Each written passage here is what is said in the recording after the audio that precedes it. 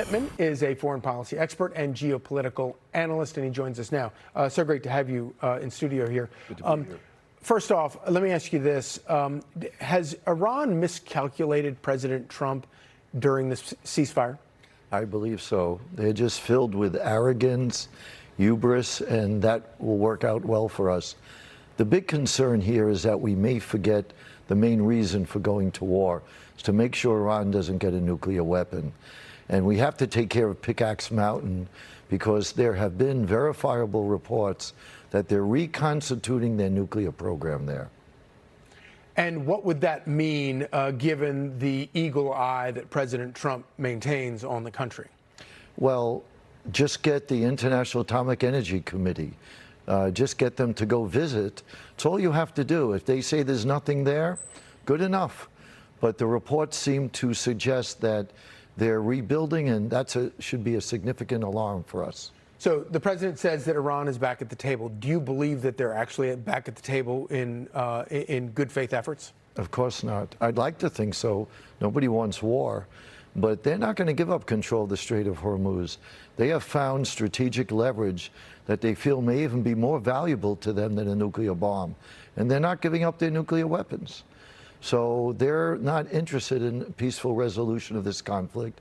It'll be tit for tat, perhaps through October, November, and then I think President Trump will know what he has to do at that point. It has been really interesting to watch the domestic politics of this, especially from Democrats claiming that Iran doesn't really want to assassinate Donald Trump or poo-pooing that, which is kind of a shocking thing for them to talk about openly. But I do think that that the regime has, if they were listening to American domestic politics and thought that President Trump is going to get pressured into not continuing this if they continue to make mayhem in the Strait, then they have been badly misled.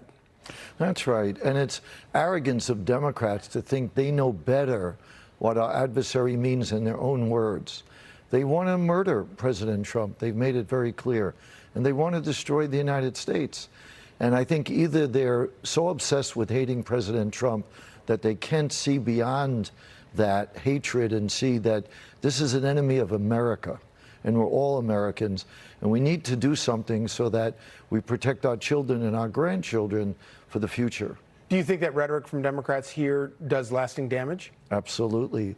Iran is counting on the left to keep America from continuing this war. Do you think that they lose credit? Because, I mean, obviously, if Iran's still getting bombed right now during the supposed ceasefire, they have to be, and right months before an election, they have to be scratching their heads thinking, you know, maybe we shouldn't have listened to what Democrats in America were saying. No, they are delusional. They think they're winning. Even with getting pain right now, there are many people who don't even want an agreement with the United States. They think they have President Trump over a barrel, and they're going to try to humiliate him and try to enhance their position in the Middle East. They want hegemony initially, and then they want to destroy Israel and the United States. How do you see it playing out with their neighbors right now? Well, we have to figure ways of protecting our allies and friends in the region. Saudi Arabia, United Arab Emirates, they're close allies of the United States, and we need them and they need us. And that also may compel them to get closer to Israel, and we could get another Abraham Accords out of this, which I think speaks to President Trump's strategy, which will unfold, and people underestimate how wise that'll be, and we have to wait and see the outcome. It's too early to judge right now, but I think we're on the right path. Do they have the stomach for a renewed bombing campaign? The United States? No, the Arab neighbors, Iran's neighbors. They're worried about it. Obviously, there's going to be a price to pay, and therefore there has to be a cost analysis to see if it's worth it, because you raise the right question.